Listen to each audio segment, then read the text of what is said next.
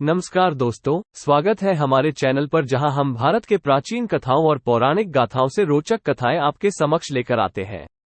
आज हम बात करेंगे श्री कृष्ण के जन्म की अद्भुत कहानी के बारे में, जिन्हें विष्णु का अवतार माना जाता है। कृष्ण की कहानी हमें अधर्म के खिलाफ लड़ना सिखाती है और बताती है कि कैसे दिव्य शक्ति हमेशा अन्याय पर विजय पाती है।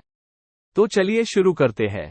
उत्तर प्रदेश के मथुरा नगरी में, जहां यमुना के पावन तट है, वहां राज करते थे क्रूर राजा कंस। जनता उनके अत्याचारों से दुखी थी और शांति चाहती थी। कंस ने अपने पिता राजा उग्रसेन को भी बंदी बना रखा था। एक ओर जहां मथुरा का साम्राज्य दुख में डूबा था, वहीं दूसरी ओर यदु वंश के राजा वसुदेव और राजकुमारी देवकी के विवाह की तैयारियां चल रही थीं। शायद इस विवाह के बाद मथुरा के दिन भी सुधर जाते। विवाह बड़े ही धूमधाम से संपन्न हुआ। कंस स्वयं बहन देवकी और वसुदेव को रथ में विदा करने के लिए निकला। रास्ते में अचानक आकाशवाणी हुई, हे मूर्ख कंस, तेरे पाप का घड़ा भर चुका है। देवकी का 8वां पुत्र तेरा अंत करेगा। ये सुनते ही कंस के पैरों तले जमीन खिसक गई। क्रोध से आग बबूला होकर उसने वसुदेव और देवकी को बंदी बना लिया। दयालु राजा वसुदेव ने कंस से याचना की कि वो देवकी को ना मारे और वो उनके सारे पुत्रों को कंस को सौंप देंगे। कंस ने ये प्रस्ताव मान लिया। इस प्रकार कंस ने देवकी और वसुदेव को काल कोठरी में कैद कर दिया।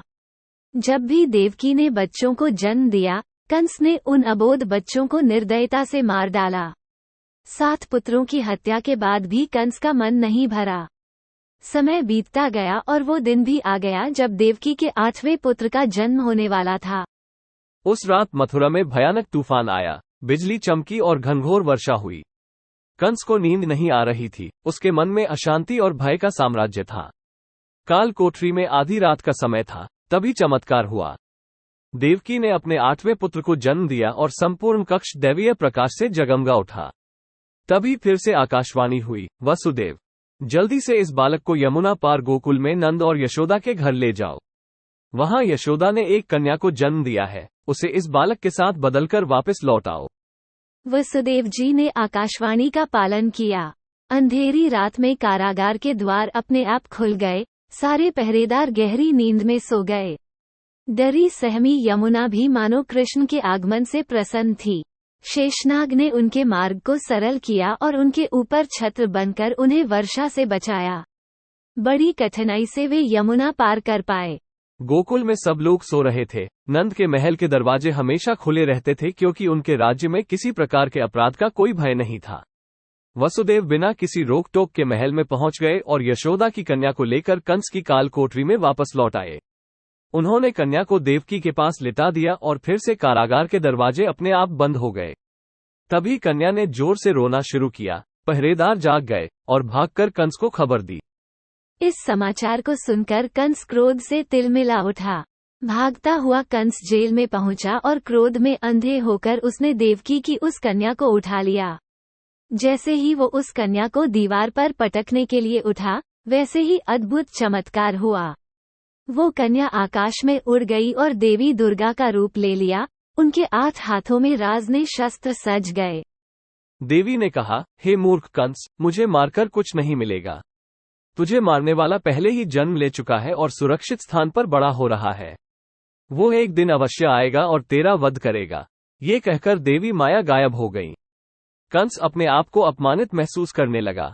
उसने डर के मारे वसुदेव और देवकी को बंधन से मुक्त कर दिया। दूसरी ओर गोकुल में नंद और यशोदा अपने पुत्र के जन्म की खुशी में झूम रहे थे। उनका घर उत्सव के रंग में रंग गया था। सब तरफ जश्न का माहौल था। नंद के घर आए हुए सारे लोग उस दिव्य दिखने वाले कृष्ण को देखकर हैरान थे। उसकी मनमोहक मुस्कान सभी का मन मोह लेती थी। इस तरह नंद और यशोदा के घर श्री कृष्ण का पालन पोषण शुरू हुआ।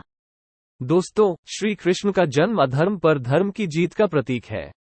उनका जीवन हमें सिखाता है कि कैसे विपरीत समय में बुराई का सामना करें और अन्याय के आगे ना झुकें। बालक कृष्ण की क्रीड़ाओं ने और बड़े होकर कंस के वध में मथुरावासियों को अन्याय से मुक्ति दिलाई। ऐसी है हमारे कृष्ण की कहानी। दोस्तों, अगर आपको कृष्ण जन्म की ये कहानी अच्छी लगी तो इस वीडियो को लाइक और शेयर जरूर करें और कमेंट बॉक्स में अपने विचार जरूर बताएं। हमारे चैनल को सब्सक्राइब करने के लिए बेल आइकॉन को दबाएं ताकि आपको हमारी अगली वीडियो का नोटिफिकेशन मिल सके। आपका दिन शुभ हो। नमस्कार।